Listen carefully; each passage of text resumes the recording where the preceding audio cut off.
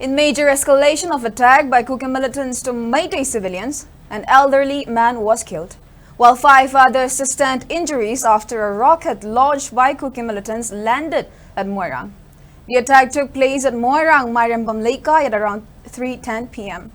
5 others, including a 13-year-old girl, were injured in the attack. The rocket-propelled bomb landed at the house of Manipur's first Chief Minister, Moirang, which is just 100 meters away from Indian National Army INA Museum.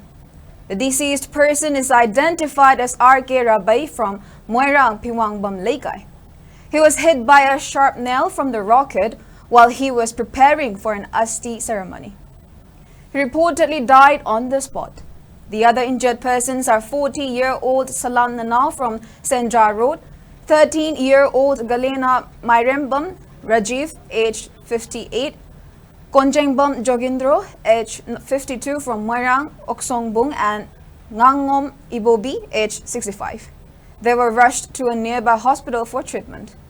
Moirang MLA Thongam Santi, along with police team, inspected the site and recovered an object which is believed to be the fin of the rocket.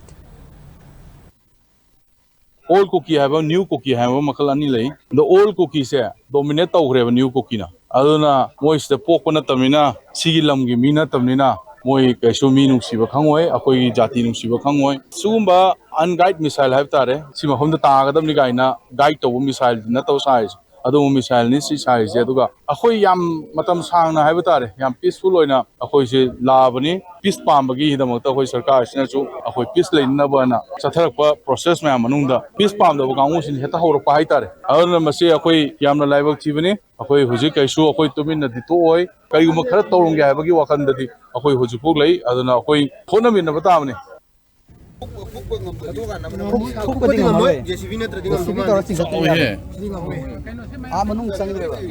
Asi sabuk suba sanggoi masa masa aku arang mahum pamaga sabuk subani la nung dona nung saringai ja boom thadarak pa oja goring ki photo gi nakal ji da boom ji taraga madudi ki tharak pa pin makai mayam duna lagi jaba kogi yambung rabi sanasi moirang nong de gini magi Mangaksam jina bom chitunu pandana maji kudakta haira magluk thakaraga aina chenthorapani aidi sohog dare aduga amin eriba koiba sida maunaha leisabi adigi nupa khara su soe bom masina panbada ado haji hospital ayamna chana gare aduga yambung di season leire aduni haji toriba kanosi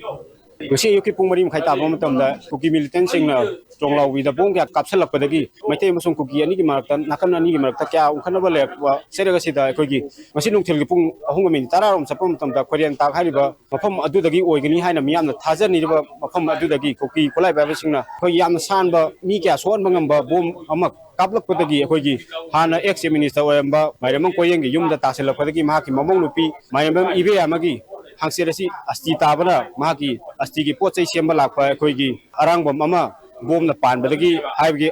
mimang da leiba koi siba miyoi asini arangbom masi kodakta laikhidre loinana miyoi manga sokle bom kalok liba tarak liba mpham basida koi KNPD minister Susindro loinana koi gi Moirang kendagi MLA mpham sida laktuna amadi Manipur police ki makok thongba official kya laktuna yengseli loinana khosauna miyam kayana pali balenga asina praja miyambu sokjingai gi mimang da senaba wali haibgi damakta khosauna miyamna Sira matung da miyambu yengsenba lai haiduna KNPD minister Susindro mpham basi chatkro haina tankiba loina na khosauna ba miyamna hojik oiba mimang da thokliba asi matung da thoknaba layang na pakhapa yaba thabak tharong kya du pakhapiu haiba wafam aduni SKTV ki damak cameraman Singkhai ga loina dana widrom Moirang